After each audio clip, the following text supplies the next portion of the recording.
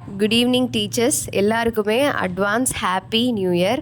So அந்த 2024 நம்ம என்னென்ன லெசன்ஸ்லாம் கற்றுக்கிட்டோம், என்னென்ன ஹாப்பியான மெமரிஸ்லாம் செரிஷ் பண்ணோமோ அது எல்லாத்தையுமே கற்றுட்டு 2025லேயே அதை இம்ப்ளிமெண்ட் பண்ணி இன்னும் நிறைய ஹாப்பி மெமரிஸ் க்ரியேட் பண்ணுறதுக்காக என்னுடைய வாழ்த்துக்கள்.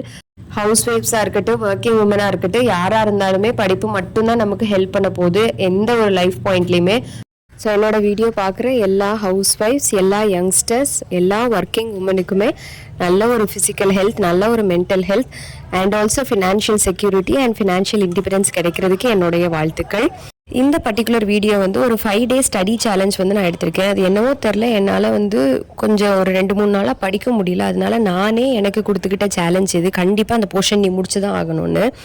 அதனால அந்த 5 நாளைக்கு மட்டும் ஒரு டைம் டேபிள் நான் போட்டுக்கிட்டேன். அந்த 5 நாளுக்குள்ள டைம் டேபிளில் ஏர்லி மார்னிங்லேயே நான் படிக்கிற மாதிரி செட் பண்ணியிருந்தேன். இது நாள் வரைக்கும் நான் ஏர்லி மார்னிங் பண்ணதில்லை, பேபி வச்சதுனால.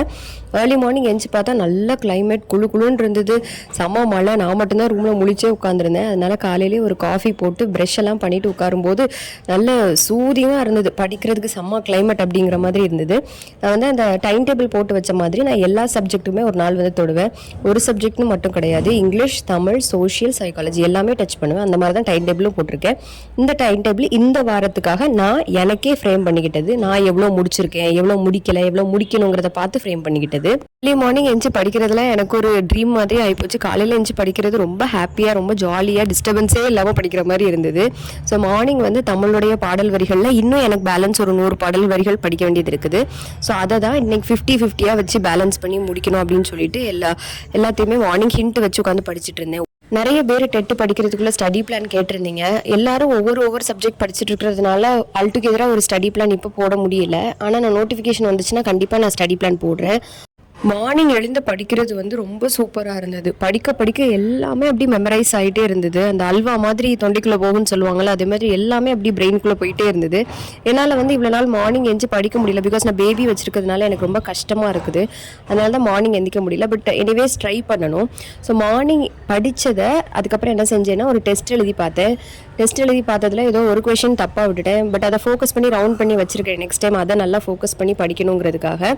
ஸோ ஒவ்வொன்றும் முடிக்க நானே ஹைலைட்டர் வச்சு இன்னைக்கு இதை முடிச்சிருக்கோம் அப்படின்னு சொல்லிட்டு மார்க் பண்ணிகிட்டே இருந்தேன். அப்போ எவ்வளோ பேலன்ஸ் இருக்குன்னு நமக்கு ஈஸியாகவே தெரியும். நான் நெக்ஸ்ட்டு படிக்க எடுத்தது ப்ரீவியஸ் இயர் கொஷின் பேப்பர் தான் இங்கிலீஷில் போட்டு பார்க்க வேண்டியது இருந்தது. இன்னும் ஒரு 4 to 5 கொஷின் பேப்பர்ஸ் தான் இங்கிலீஷில் முடிக்க வேண்டியது இருக்குது. அது முடிச்சுட்டேன் அப்படின்னா செகண்டில் ஒரு full revision 6th to 10th வரைக்கும் இங்கிலீஷ் போகிறதுக்கு எனக்கு ஈஸியாக இருக்கும். இந்த ப்ரீவியஸ் இயர் கொஷின் பேப்பரை சால்வ் பண்ணுறது இருக்கிறதுலே bestest of the bestest study tip. Because நான் எதில் தப்பு விடுறேன், எதில் நான் கான்ஃபிடென்ட்டாக இருக்கேன், இன்னும் நான் எதில் அதிகமான கவனம் போடணும், இது எல்லாமே இந்த கொஷின் பேப்பரே நமக்கு ரியல் எக்ஸாமுக்குள்ள அனுபவம் கொடுத்துருது.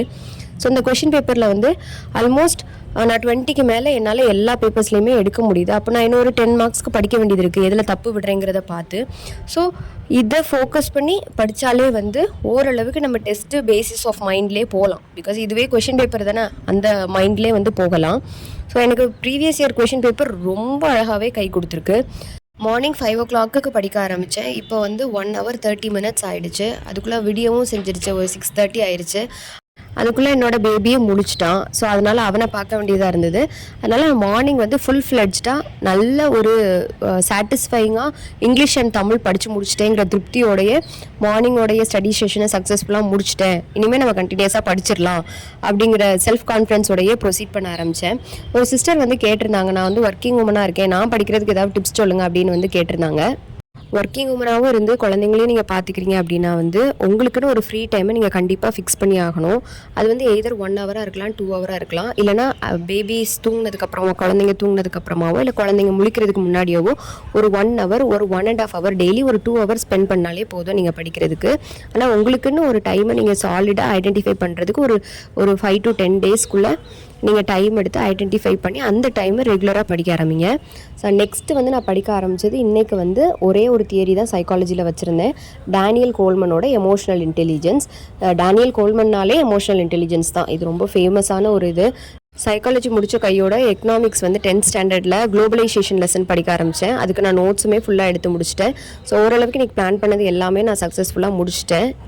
படிக்கவே முடியாத டைம் இந்த மாதிரி சேலஞ்சஸ் ஏதாவது போட்டுக்கிறது, இல்லைனா சின்ன மோட்டிவேஷன் பார்க்குறது, சின்ன ஸ்டடி டிப்ஸ் யூஸ் பண்ணி பார்க்குறது, கொஞ்சமாக படிக்கிறது, சில கொஷின் பேப்பர் சால்வ் பண்ணி நம்மளே நம்ம கம்ப்ளீட் பண்ணிக்கிறது இது எல்லாமே யூஸ்ஃபுல்லாக தான் இருக்கும். ஸோ இன்னையோட ஸ்டடி சேலஞ்ச் ஹாப்பியாக முடிஞ்சிடுச்சு. இன்னும் மிச்சம் இருக்க 4 நாள் எப்படி முடிக்கிறேன்னு பார்ப்போம். Happy new year all.